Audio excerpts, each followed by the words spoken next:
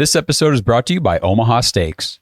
Browns fans, if you missed out on the 50% site-wide sale at Omaha Steaks, guys, what were you thinking? Come on, the deal of a lifetime just slipped you by. All kidding aside, luckily for all the listeners of this show, for a limited time, you can now go to omahasteaks.com/dogs, DAWGS, and you'll receive 4 free air-chilled boneless chicken breasts and 4 free, rich, juicy boneless pork chops with your order. So now's the perfect time to go load up for the winter with Omaha's selection of steaks, including butcher's cut filet mignons, bacon wrap filet mignons, the top sirloin steaks, which are my favorite, but man, I gotta tell you guys, those bacon wrap fillets, those are something else. Throw in some Omaha steak burgers, jumbo franks, seafood, ready-to-eat meals, desserts, whatever you want. Just make sure you go to omahasteaks.com/dogs so you can get those 8 additional free items added to your order. The 4 boneless chicken breasts and the 4 pork chops. Believe me, I've tried them all. I've got the chicken and pork chops in my freezer right now. The pork chops are actually reserved for my solo dinners because my fiance doesn't eat pork. So, when she's working,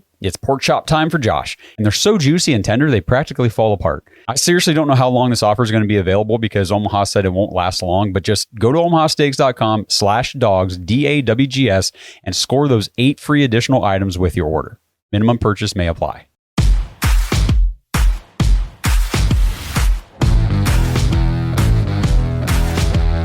Welcome to the Dogs Podcast with your hosts, Blake Reneker, Justin Charles, and Josh All. What's up, Browns fans? Welcome back to another episode of the Dogs Podcast presented by Omaha Steaks. Josh and Justin with you, ready to chop it up today. We got some stuff to talk about.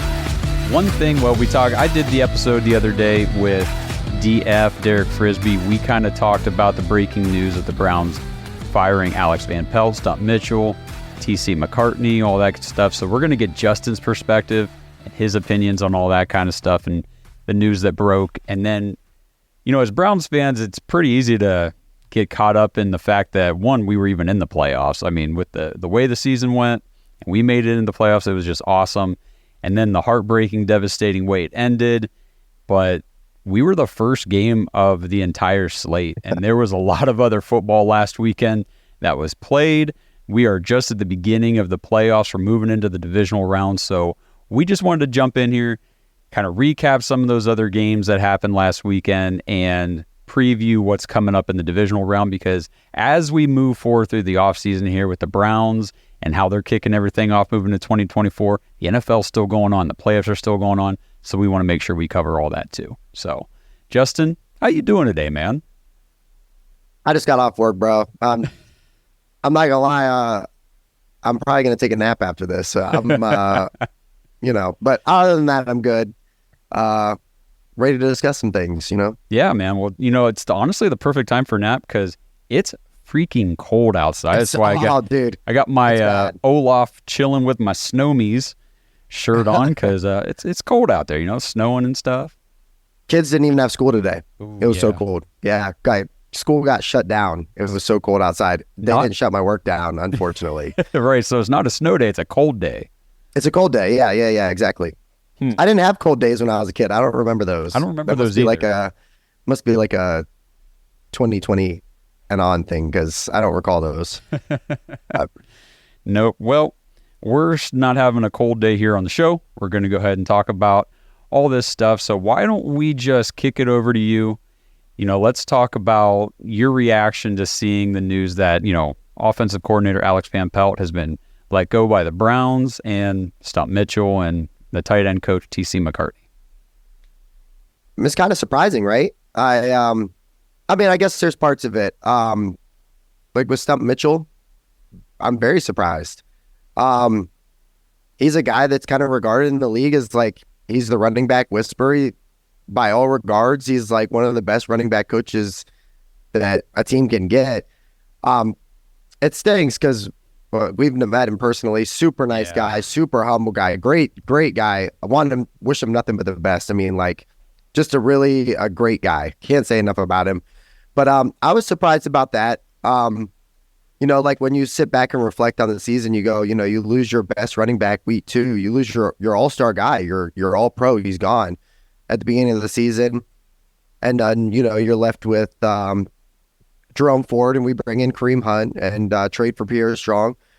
I guess in some regards, some of it, I guess I can put two and two together. I feel like Ford kind of struggled to develop as, maybe as vision.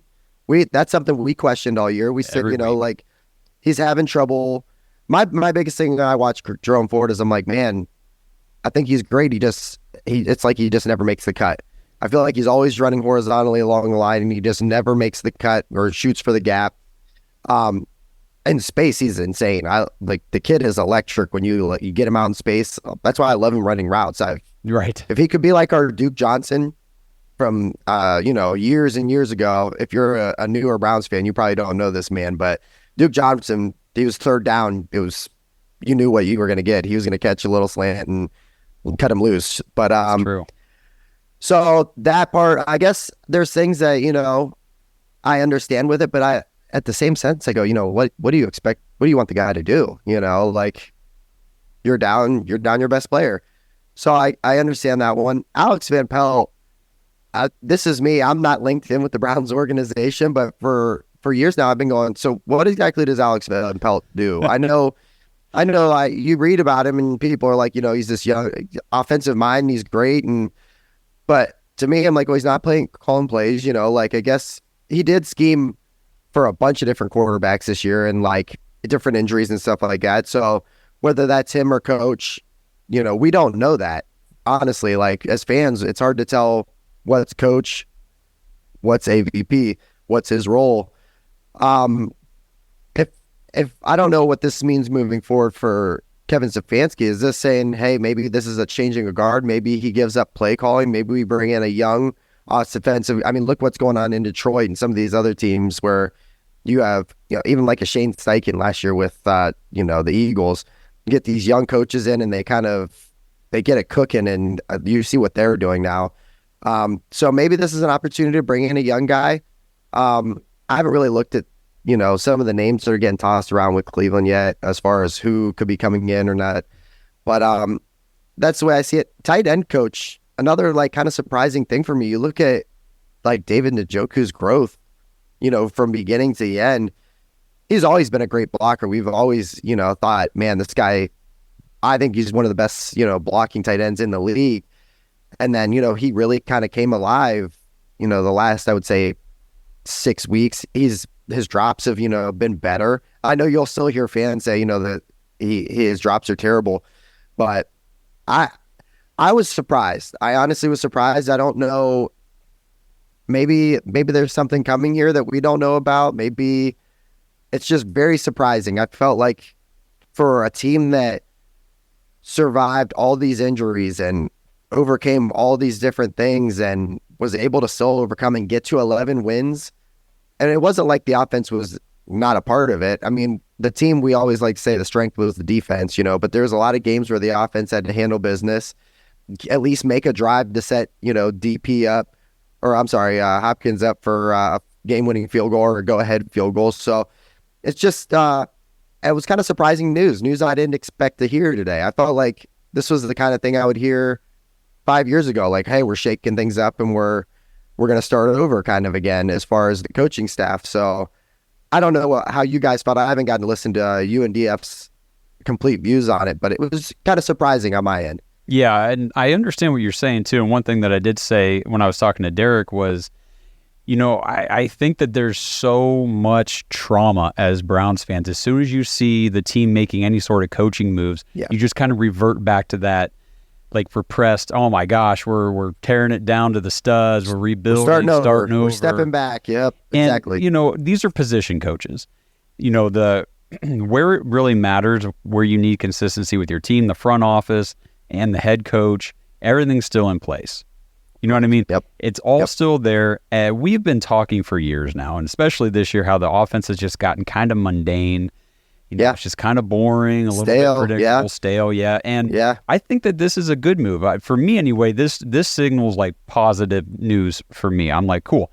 The Browns just got, beat in the playoffs, and they look at this season saying, okay, we're ready to build off of this. Let's make some very necessary moves to get better and get back to the playoffs next year. They don't want to just stay the same. And so anything they can do to improve. And I think, we talked about how Kevin, I still think he should be coach of the year. I mean, he's an incredible head coach. But to get like a young offensive genius, specialist kind of consultant type guy in here, he doesn't even have to be the OC. Or he could be the OC, but just do what Van Pelt did. We just need fresh schemes and game plans and ideas and all that kind of stuff in that room. What's up, Browns fans in Ohio? If you haven't signed up for Caesars Sportsbook yet, now is the perfect time to do so with the NFL playoffs underway. New customers will get their first bet on Caesars up to $1,000 when signing up with our promo code DOGS1000. That means if your first bet loses, you will get your full wager returned as a bonus bet up to $1,000. Caesars offers daily profit boosts as well as Caesars rewards credits on every wager, which can be redeemed for bonuses, sports tickets, and other VIP experiences. If you're ready to join Caesars Sportsbook, go download the app and register with our promo code DOGS1000 to make sure your first bet is covered. Offer is only available for new customers who are 21 and older and physically present in Ohio. Please gamble responsibly. If you or a loved one has a gambling problem, call 1-800-GAMBLER. Check the episode description for the full terms of the offer to see if you can qualify. Something that crossed my mind also is, the last, I would say, year and a half, we've kind of been at this thing where we're like, does Kevin's offense really mesh well with Deshaun Watson? Is this an opportunity to maybe bring in a guy that will take Deshaun Watson's strengths and run with it? That's one thing I've been so surprised about, that at least they couldn't even meet in the middle, it seemed like, from the outside. This is just a fan's perspective. From the outside, I felt like it was just two different styles and we could never get on the same page. And then you see Flacco come in and it was almost like this perfect marriage with, Stefanski, as far as like timing and everything, like timing-based offense. So is this, to me, I look at it as maybe this is an opportunity to bring in a guy that will look at what Watson does best and go, okay, well, hey, this is what was successful for you in Houston. Let's take all the strengths out of this and run with it and see what we can do. Do you remember when me and Blake did the episode with Jake Burns back during the bye week? Yes. So he had we asked him all these questions about the offense and Kevin and everything, and he said what the problem is Kevin is running a more antiquated offense. Yeah, it's outdated. Okay. So it was really popular, or I shouldn't say popular, like it was new a while ago. And when it first came in and, the offensive minds were adapting to it and implementing it, it was working well. And the things that it was designed to do well could exploit defenses because they didn't know how to stop it. But now years and years and years later, defenses have caught up to it. They've adjusted, they've adapted. And now, in order for the things that this offense does well, in order for that to happen, like you have to execute it almost flawlessly. You really, really do. And we saw it this year with poor execution, it doesn't work. And I think you said that and just kind of hit me in the head that, I don't know what kind of offense Deshaun Watson is used to running through Clemson and then Houston, but he's a younger quarterback still. You know what I mean? Right. He's been thrown into the NFL and into the pros probably in a more updated system, a more updated style, where Kevin's running this older style offense, and look who stepped in and executed it well. An older quarterback who probably has experience over years and years and years with these types of schemes and philosophies. So that might also be a reason why Joe Flacco was able to step in and just take it and go. Right. I hadn't really thought about that before. That was just that was something that crossed my mind while I'm reading the news this morning, and I'm going, man, it's just a little confusing. But I mean, the idea is great. Now, like, what you're going to see over the next few days is outside Cleveland Browns fans, anti-Cleveland Browns fans, and even like that 50% of Cleveland Browns fans that just don't like the Browns. I don't know what your guys' deal is, but you're going to see, this is typical Browns being the Browns, burn it down, there's nothing to burn. So for me, I'm trying to take the positives out of this, and I'm trying to see what there's always a long-term goal, right? It's not like they woke up today and they just called these guys in. They're like, hey, we're moving forward. I'm guessing that this is something that's been talked about pre-playoffs. This obviously, I never would have thought Stump was even like hot seat material. I just figured, hey, next year you get Chubb back and you're good to go. But yeah, I mean, I kind of look at it more like if they're bringing in a new offensive-minded guy with different, like a new OC, he's probably going to want bringing his own guys. Probably going to bring in his own positional guys. So This just makes, I don't necessarily think it's an indictment on Stump's performance as a coach. I just think it's like, hey man, sorry, like we're going to roll the new team in here. And I don't know. What I've seen from the Andrew Berry, Kevin Stefanski era is they never get complacent. They never get content. Every year they're always looking to make moves to improve. And that's just how I view this. I see it as, okay, this isn't working anymore with AVP. And I did just see actually that the reports came out that they tried to work a deal with AVP, like they just wanted to reassign him to a different role. Right. They're like, are you open to that? And essentially they just couldn't agree, and he decided it just wasn't for him. He wanted to move on. I think he wants to be an OC, so good for him. I mean, I get that. You know what I mean? Nobody wants to take a demotion at work. Then, I get, especially there's going to be some positions open. I mean, who knows he might stay in division, like Bengals offensive coordinators interviewing for the Tennessee job, Pittsburgh. I think they're still trying to figure out their offense, as far as what they want to be identity wise and like what they want to do. So I wouldn't, it's not like there's not jobs available. I mean, there's jobs available probably in the AFC North. So makes sense. I get it.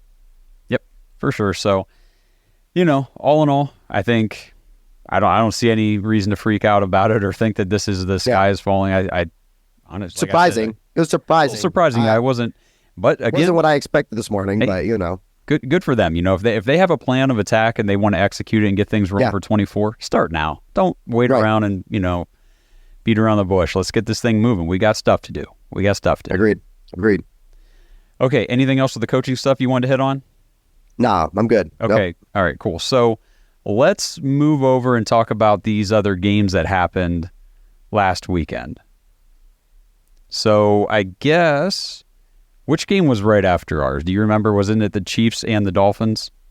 Yes, Chiefs-Dolphins. Chiefs-Dolphins. So I had stuff going on that night after the Browns game. I did not watch this game. Did you watch this game? I did, yes. Okay. I did watch it. I think I was in too big of a depression anyway to even care about football. It didn't even check the score till like the next day. But what were your takeaways from this game? I wasn't shocked when you saw like how cold it was going to be. Mm-hmm. My biggest thing going into that game, I was like, man, if they play that game in Kansas City in this cold, I felt like Miami was going to be at a huge disadvantage. Is this true? I mean? It says it was so cold that Patrick Mahomes' helmet shattered on a hit. Shattered, yeah. So he got hit. It literally was like a little QB run, and he kind of put his head down. It was like a little helmet-to-helmet action, and a big piece of the front of it just cracked and fell out. Holy crap! I got to go look this up. Yeah, there's a picture. There's pictures, video of it, and everything. It's pretty crazy. So for me, the biggest thing, I wasn't surprised by the result necessarily. I figured, I thought Miami was still going to be okay because they have a nice ground game, but I mean, Kansas City is Kansas City. They made enough plays to do what they had to do. Travis Kelce had a decent game. I think he had like 7 for 71 or something like that. Rashee Rice just keeps being like the guy. He looks like a guy that's going to be really good in this league. And if they actually do go and get like a true number one receiver, like all the talk is right now, like a Mike Evans or a T. Higgins or maybe an A.J. Brown, if things get a little crazy and, some trades happen, Rashee Rice is going to be, I think he's going to be elite regardless. But I mean, if he isn't the number one guy and he's just not getting double covered and they kind of let him just do his thing, he's a player that you have to like, especially he's just so explosive. He's a great draft pick for them. It's awesome. But yeah, I mean, Kansas City, the wind chill is like -30.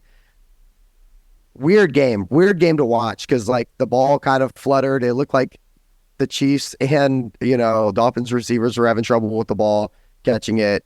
I wouldn't want to play in that. I don't even want to go outside and like walk to my car and it's -10 wind chill in Ohio right now. So I can't imagine being out there for 4 hours in it. But not shocked. I think if it was in Miami, maybe it's a different game. You know what I mean? Mm-hmm. If it's in that weather in their stadium with their fans. But I think it was just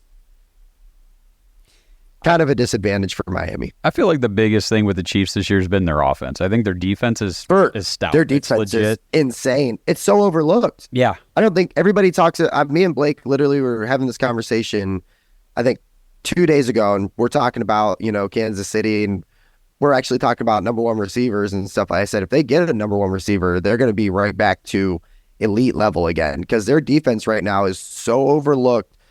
Snead is a lockdown. He's a lockdown corner. He's literally every week he's taking the best receiver and he's basically shutting them out. Jones is a stud. There's so many big value guys, I guess high profile guys on offense that their defense is completely like under the radar. They have a very, very good defense. Well, they're not going to be under the radar much longer. I mean, like you said, locked. I mean, Tyreek Hill had 5 catches for 62 yards and a touchdown, but he got free on the one. I mean, for him, that's a bad game. Yeah. Or a low game. You know, it looks like Tua didn't have a very good game. Like I said, I did not watch it, but like you said, I expected their ground game to do better. They did not. I mean, 76 yards on the ground. So Miami gets bounced. Yeah. Pacheco's nice. Yeah. Pacheco's a guy that we kind of thought would be a nice player for them. You know, when you're a featured running back in an offense like that, I think you have an opportunity to shine. And he's an angry runner, man. He's fun to watch. He's not afraid to lower his head and knock some guys over. He's explosive, fast. Bro, they got something right there with that guy too. Yeah, and he's like a 7th round pick or something. So good for him. Yeah. You know, awesome when you can find contributing, like very, very strongly contributing players. Especially when you kind of miss on a running back in the first round. Yeah. And you can just do that. Clyde Edwards-Helaire. Calling you out by name, brother. This episode is brought to you by Danger Coffee. So, Browns fans, did you guys all know that 45% of the world's coffee beans contain mold toxins? Because I didn't. And apparently, coffee beans can contain dangerous mold toxins from the way they're grown or stored. Now, don't freak out. Most of that coffee, I guess, contains low enough levels of toxins that you probably don't need to be overly concerned. Why even take the risk? Danger Coffee is third-party lab tested to ensure every coffee bean is free from mold toxins. So you can start your day off right, knowing your fresh morning brew is not only delicious, but it's also safe to drink. I start every morning now with my Browns thermos filled with nice, hot Danger Coffee, and this stuff tastes amazing. I don't have to worry about any of that mold toxin crap, and I get to enjoy a delicious cup of coffee. Head to dangercoffee.com and use our code DAWGS, DAWGS, for 10% off your order. And that code can be used over and over. So you get 10% off every order with code DAWGS at dangercoffee.com. All right, so let's bounce to the next game. So this one actually took place while we were doing our live show on Sunday night. We were getting updates in the chat. If you watch that show, go back and listen. You probably hear us reacting to some of this stuff. The Green Bay Packers came into Dallas and just shocked them. They just beat the living daylights out of them. I mean, the final score ended up 48-32, but I believe the actual score was 48-16 before Green Bay subbed all their guys out. Yeah.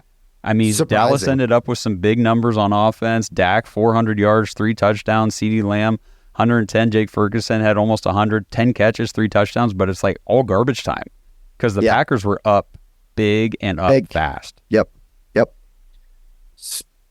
I would say this was like the upset of the week because we heard chatter from guys on Discord and stuff like that, and people thinking like, my biggest thing is like Dallas at home usually is money in the bank.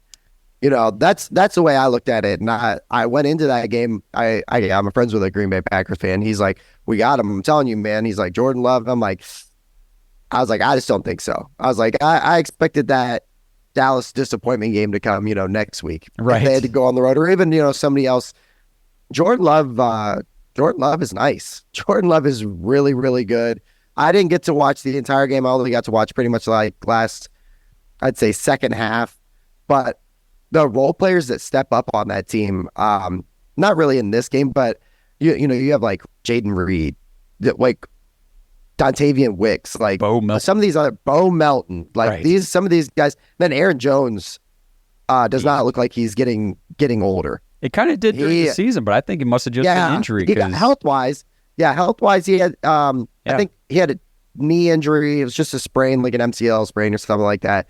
And he missed like some games. He missed, I want to say like 5 or 6 games for sure. But he looked good in that playoff game from what I got to see.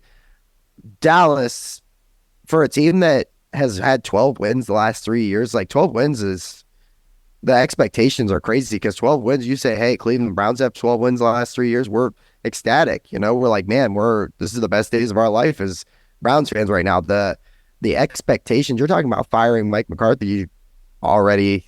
I wouldn't be shocked at all if that news drops any second, just because of some of the guys that are available on the head coaching market right now. You got Bill Belichick, Harbaugh's out there. There's some guys, Vrabel's another guy I think kind of is going under the radar. I think Mike Vrabel's a very, very good coach. I was kind of surprised he didn't end up in New England. But, they already made their decision very quickly. I guess it was like a succession plan. Yeah, they had that thing lined up and ready to go. Lined up for, I guess like a year or something like that. So that one surprised me. I would say of all the games, that was the one I did not see happening like that. Have you seen the graphic of the stats between Jordan Love and CJ Stroud from last week? Yeah, they're even. It's the same guy. They're identical. They're the same. I mean, a couple more attempts, couple more completions. I want to say Jordan 16 of 21, both of them. Okay, yeah, that's crazy. 3 touchdowns. Perfect passer ratings on both of them, right? Yeah, 272, and I think Stroud was like 276. It's like 4 yards difference in their stat line. Otherwise, they were identical. Both first-time quarterbacks, first time in the playoffs. So, and isn't it interesting? This is where I was coming with that too.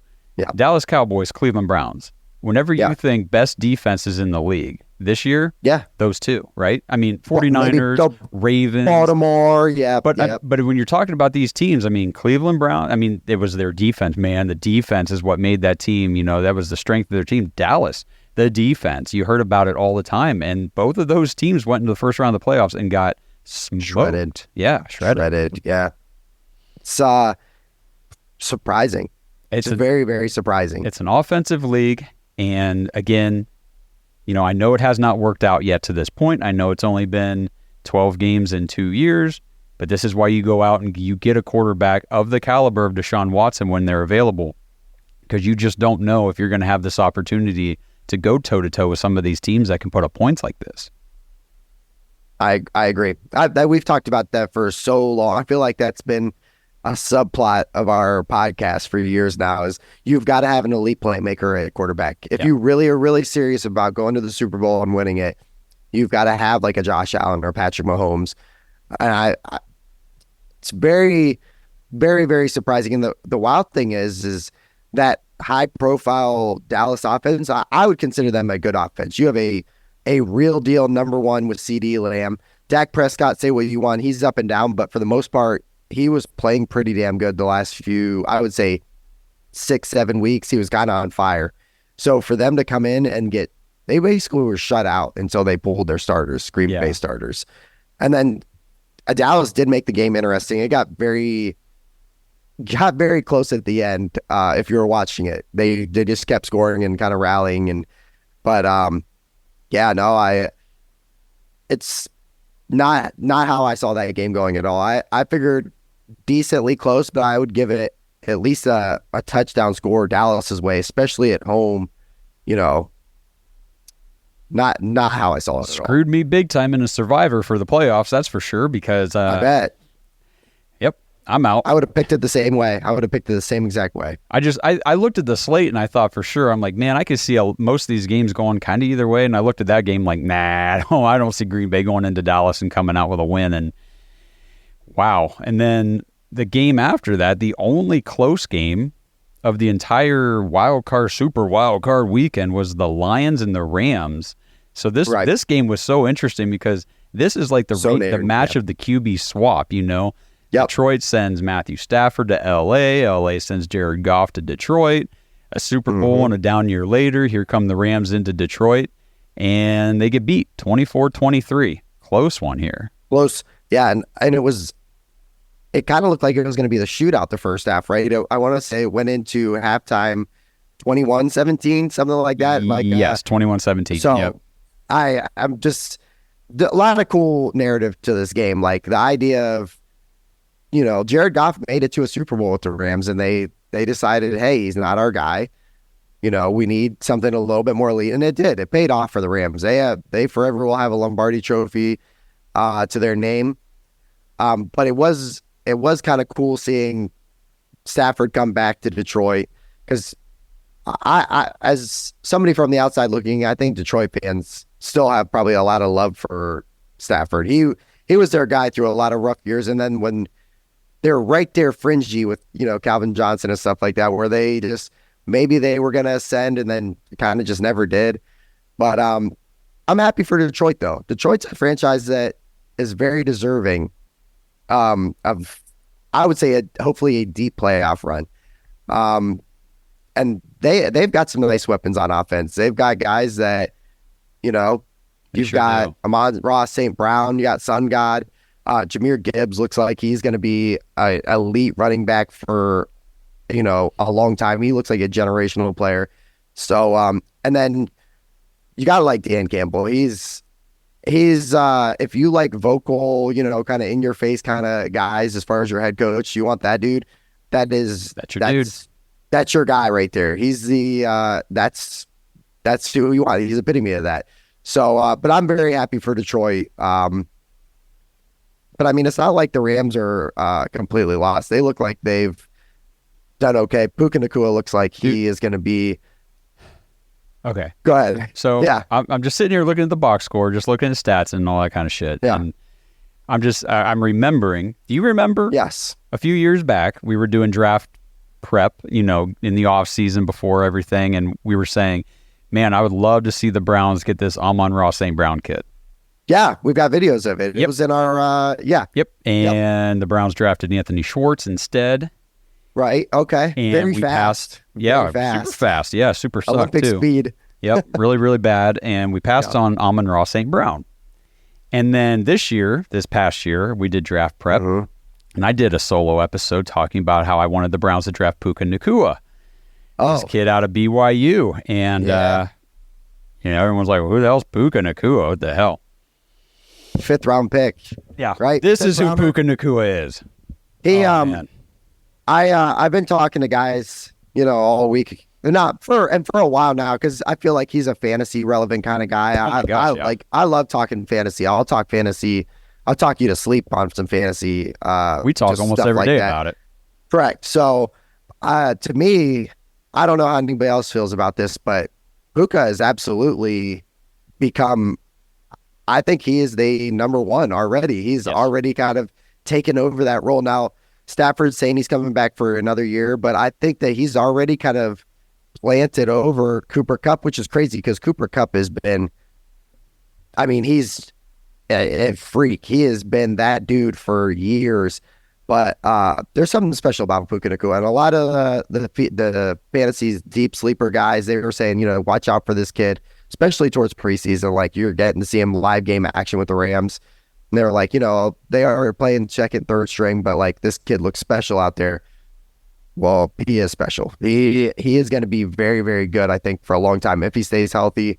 And he's tough. We watched him in the Browns game. He got banged up early on, shoulder injury, and we're like, in the back of our minds, we're going, well, hey, thank God we ain't got to worry about this guy anymore. And then, he's right back out there. So he's going to be somebody to watch for a long time. So we'll see what receivers we suggest the Browns take this year that they pass on and take lesser players. Because, again, could have had Puka. He didn't go till the 5th. We took Cedric Tillman. Yeah.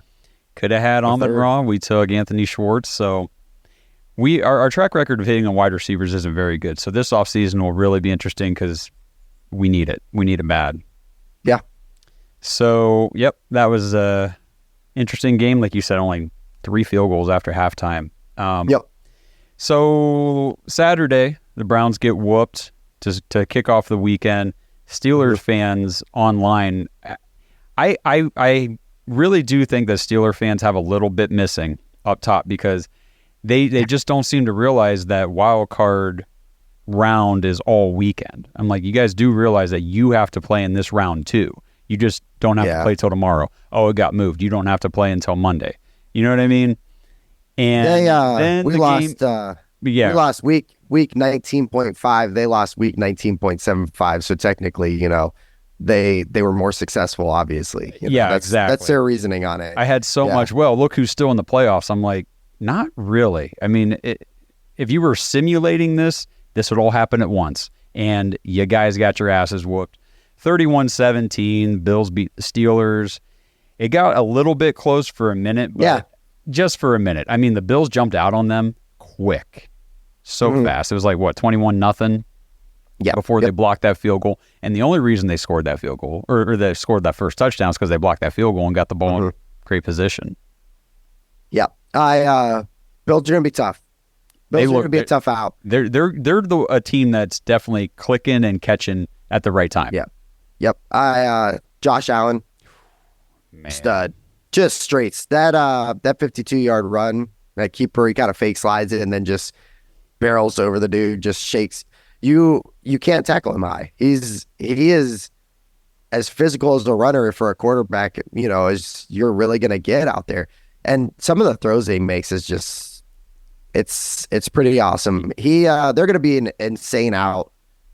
Great matchup coming up this next week. I mean, the NFL couldn't have asked for a better matchup. Yeah, we'll just go ahead and say it now. I mean, the Chiefs go to Buffalo now for the rematch. It's the flip. It's like a flip game now because it's always been in Kansas City. That game has always been in Kansas City. So I want to say this is the first time Kansas City is going on the road in a playoff game in Patrick Mahomes' era, which is very well could be insane. Which is, I mean, credit to them. That means you've been like a number one seed or a very high seed for his entire career, which that's impressive.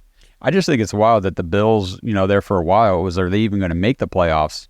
Now here they are, hosting the Chiefs. Yeah. Yeah. They were 6-6, and pretty much everybody had them out. They were all saying that, they were too inconsistent, which they were. There was, player-only meetings. Their offensive coordinator got fired. So,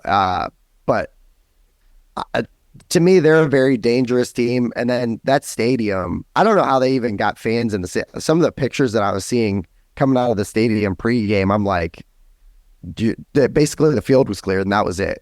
The aisleways to the seats. It was sweet when they would score. The Bills would score, and then you just see the snow going up in the air. Like, it just looked like little mini explosions all throughout the stadium.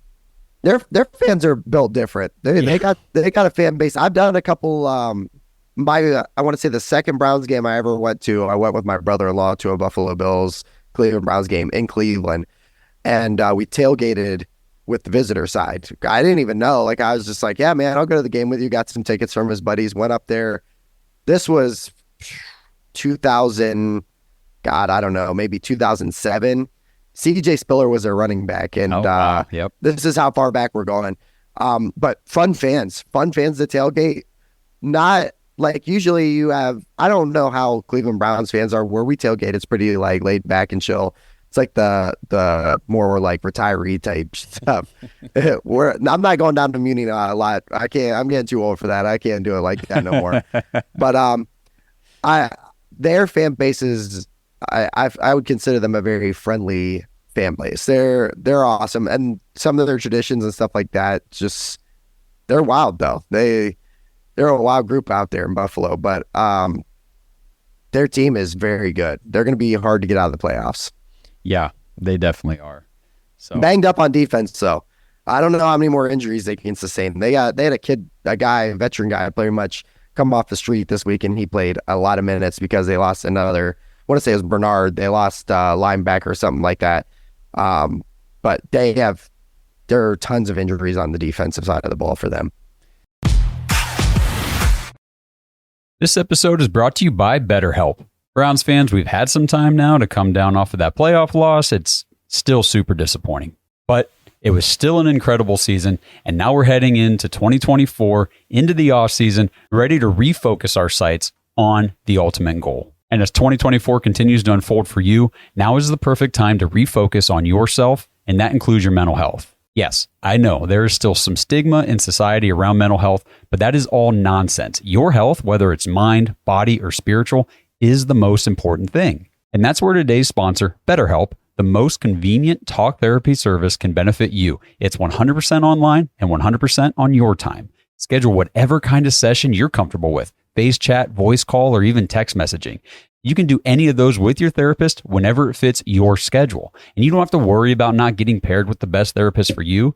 You can switch therapists at any time for no additional charge. There is no reason not to at least give BetterHelp a try today. And to help get you started, you can save 10% off your first month at BetterHelp, HELP.com/dogs, DAWGS. Consider this a trial period to see if talk therapy is even right for you. If it's not, just cancel. But if it is, guys, it could change your life. What do you have to lose? Your mental health is critical. And if you've been considering talking to someone about anything in your life, no matter how big or how small it may seem, now is the time to take that first step. Head to betterhelp.com/dogs to get 10% off your first month. This episode is sponsored by Factor. Browns fans, get started on your New Year's resolutions with Factor, America's ready-to-eat meal delivery service that takes all the stress out of meal planning and sets you up for success here in the new year. Skip the grocery stores, all the prep work, and the cooking fatigue. Instead, you can get chef-crafted, dietitian-approved meals delivered right to your door. With over 35 meals to choose from per week, including options like keto, calorie smart, vegan, veggie, and more, plus they have over 55 weekly add-ons, you guys have a ton of nutritious and flavor-filled options to kickstart your resolutions. I've personally tried Factor's meals. They are incredible. I got a whole bunch of different varieties of things just to see what I liked, what I didn't, and I'm not exaggerating one bit. I liked them all. You throw it in the microwave, 2 minutes, and bam, you have a nutritious meal ready to go on the fly. And the nice thing is when things get hectic, Factor is totally flexible. You can change your order up every week with plans from 4 to 18 meals per week. You can even pause or reschedule your deliveries anytime you want. So here we go, guys. Let's stress less over our meal times in the new year. Let's get Factor's no prep, no mess meals, no shopping, no cooking, no cleanup. Head to factormeals.com/thedogs50. That's all one word, thedogs50. Use code thedogs50 to get 50% off your order. That's code thedogs50 at factormeals.com/thedogs50 to get 50% off. Happy New Year, everyone. The very last game of the weekend, which we'll talk about, the Philadelphia Eagles, sorry, Devontae, went to Tampa Bay to play the Buccaneers and got their asses handed to them on whatever kind of platter you want to call it. I don't care. It was embarrassing. I was embarrassed for the Eagles, man. This is a team that, partway through the season, you look at the teams in the NFL and you just kind of project ahead and you say, okay, I think top teams right now, 49ers, Ravens, Philly, Cowboys, Eagles. And Eagles might go in between, any of those. They could have been one. Yeah. And I agree. It was, they didn't have A.J. Brown. Defense hasn't been that great this season. But overall, the whole team just looked like garbage. What happened? To me, that's one of the... So I wasn't as shocked by this game because everything led up to this. If you read the tea leaves, it was like, this is going to happen. Yeah. They've been extremely dysfunctional. They started 10-1 and lost, 7 of the last 8? I think so. It was something along those lines. It was that bad of a losing streak. 6 maybe, because they were 11 and 6. It was at 6. Okay, yeah. So just very, very surprising. For a team that looked dominant at the beginning, and looked like they were just going to be running right back to the Super Bowl, depending on what happened with the Niners, run it back in the NFC Championship. Super surprising. And then it just seems like such a dysfunctional locker room right now. I don't follow the Eagles. I've got a couple fans, friends that are Eagles fans, but just some of the noise that's coming out where you have player-only meetings and, A.J. Brown's taking all of his stuff off of his social media that's Eagles-related. Jalen Hurts is rolling in there with, a swan finger. It couldn't... all the things fell apart all at the right time. Their defense, which was historically good last year, they had, I want to say, second most sacks in NFL history for a season. Something crazy like that. They were historically bad. They got gashed up and down the field. We talked about, I want to say it was Blake. He was like, the Giants just walked up and down the field on them in that week 17 game where, and we were just it was so surprising.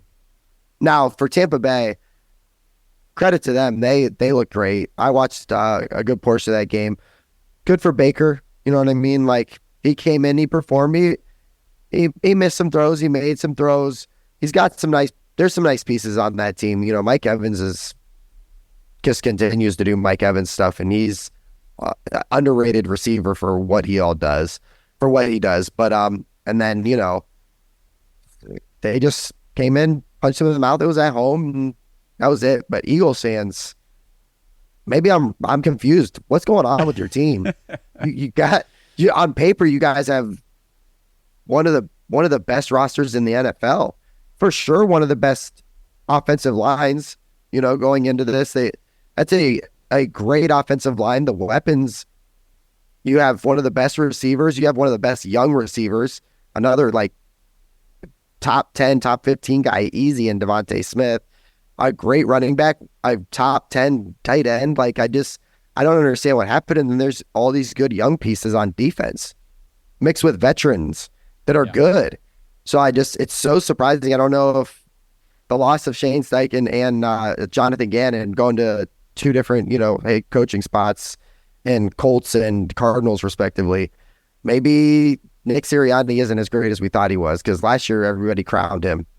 And man, that was crazy. And it kind of ties into what you're seeing Cleveland doing, getting rid of Alex Van Pelt and trying to upgrade that OC position. I mean, your head coach can do a lot. We saw that this year with the Browns. Yeah.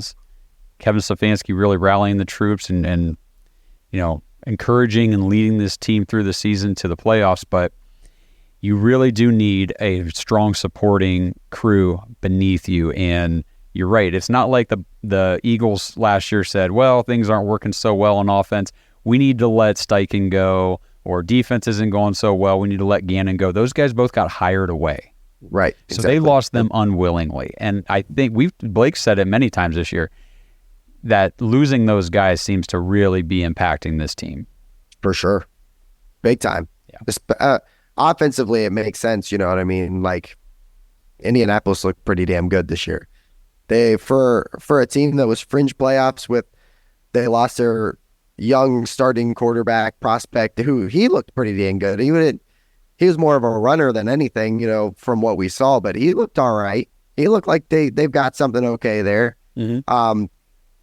But yeah, that one was very, very surprising to me. I figured, I saw it happening leading up to the game, and I thought that was the smart pick, was to go Tampa Bay, because it just felt like there was just so much noise and extra stuff coming into that week for them. But I was just man, they're very talented. I'd be surprised if it actually went down, and then they got drubbed. To me, it wasn't close. I felt like Tampa Bay kind of got ahead, and it never really was close after that. No, it was a blowout. So yeah. Well, we weren't the only ones, apparently. No, actually, like I said, there was really only one close game. Everything else was pretty well decided by the winning team. Yeah. So this weekend, this is Divisional Round Saturday at 4:30. You've got the Texans. C.J. Stroud and the Texans heading to Baltimore to face Lamar Jackson and the Ravens. That one, like I said, 4:30. And then the night game on Saturday, 8:15, the Packers that just stunned the Cowboys and that awesome Cowboys defense are going into 49ers in San Francisco. Can they do it again? Can they go on the road again into another dominant defense? And I mean, the 49ers have a great offense too. So yeah, it's a similar story. They're pretty well-rounded. They're well-rounded for sure. I would be very surprised if Green Bay pulled it off again. I just feel like 49ers just kind of different. They've got elite players in all aspects of their game. They're a tough physical team, and they have been for a while. We've seen if you can get some pressure on Brock Purdy, he kind of becomes a little more human and not MVP Brock Purdy. Mm-hmm. But I just don't see that one. I think that, maybe it's close. I think the line right now is 9.5, 10.5 or something like that. It's pretty surprising. Yeah. So, if I had to pick a team, I would say San Francisco. I don't think it'll be a huge blowout. I think Green Bay can stick around with them for a little bit, but I'd be very surprised if they upset San Francisco. Man, They might be a dark horse. I mean, they're already legit shot. They're already at there. Yeah, absolutely. Yeah, the lines this week. So Houston, Baltimore, the line is 9. Packers, 49ers, 9. The Buccaneers now are traveling to Detroit to play the Lions. That one's at 6.5. And then the Chiefs and Bills is the 3-point spread. So that one's a close game, which I think it will be. I think that one's going to be exciting. For sure. Of course, that's the cap of the weekend. That's the bell of the ball, 6:30 p.m. Smart. Sunday night. Smart. Oh, of course, it's smart. Yeah, the NFL, they know how to make their money. Yeah. Sunday at 3 is the afternoon game is Buccaneers Lions. So you think Baker goes in with the Bucs and takes care of the Lions? Is he moving on to the NFC Championship? No hay here. I don't think so. I don't. I think that Detroit. They're for real. Going to do it again. And I could be wrong. I'm going way back in memory here. I believe they played like week 5 or 6. And I want to say that Detroit won that game pretty soundly. Okay. I could be completely wrong here and messing it up, mixing things up. But so to me, I think it's going to be Detroit in the NFC Championship game. And I don't think it's going to be necessarily on Baker. Like he's going to go out there and throw like 2 or 3 interceptions. I just think that like Detroit's just... They're a better team. Exactly. I'm not hating or anything like that. I'm not being anti-Baker bro stuff here. I just think that Detroit is a very good team and they're very well rounded, and that's the team that I think comes out on top. I mean, to speak to Baker, I mean, they're not the Tampa Bay Buccaneers, they are the Buccaneers. Yeah. Right. The line, he doesn't play defense. The Buccaneers still had to go out and play defense against the Eagles, shut them down and everything. Now, take nothing away. Baker had a very good game. He played very well in that game, led them to that victory. But football is a team sport, and the Buccaneers this year have been so up and down. They look good one game, and then they look like garbage another. The Lions just look pretty sound all around pretty much all the time. They're very consistent. Of course, nobody's undefeated in the NFL, but as far as consistency goes, I think the Lions have that. They're just, like you said, well-rounded. Yeah. I think it's going to be good. So the last one, really, I mean, you think the Texans go in and beat the Ravens? Because I got to tell you what, Ravens fans are just about as dumb as Steeler fans because they're talking a lot of trash to Browns fans. And it's like, you guys do realize now you have to play them. Why don't you just wait till the game is over and then you can talk your shit? You know what I mean? Because now if you lose, you got to block us because we're coming after you.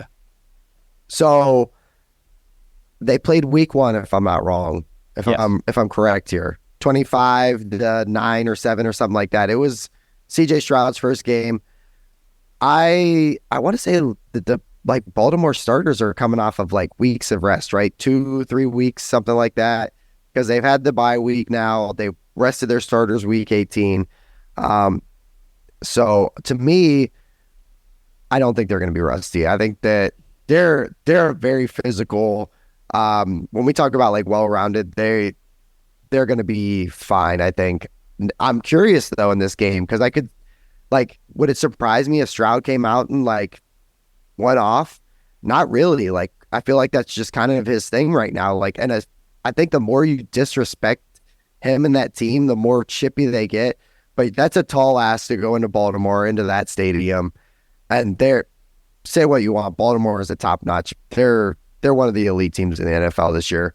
Lamar is playing really, really well. I think Baltimore wins this game, and I don't think it's going to be a blowout. I think it'll be a close game, but I think Baltimore wins.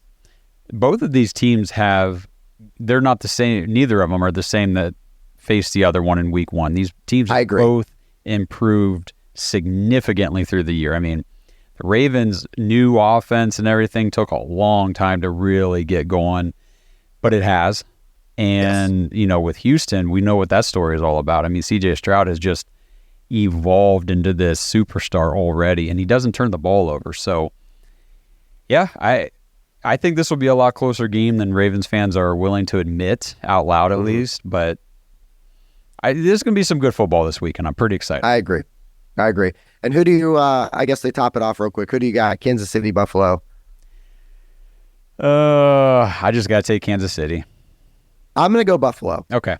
I think Patrick Mahomes, is 2-0, I think, against Josh Allen in the playoffs.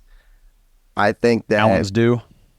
I think it's finally going to Buffalo. Yeah. I think it's finally Buffalo's turn to host. But I expect that to be an excellent game.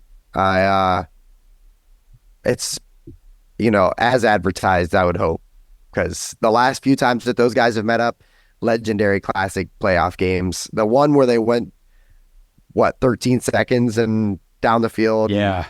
Was that 2 years ago? I think so. That was like one of the craziest games I've ever watched. And thought it was over multiple times for both teams. And Kansas City ended up winning the Super Bowl, I believe.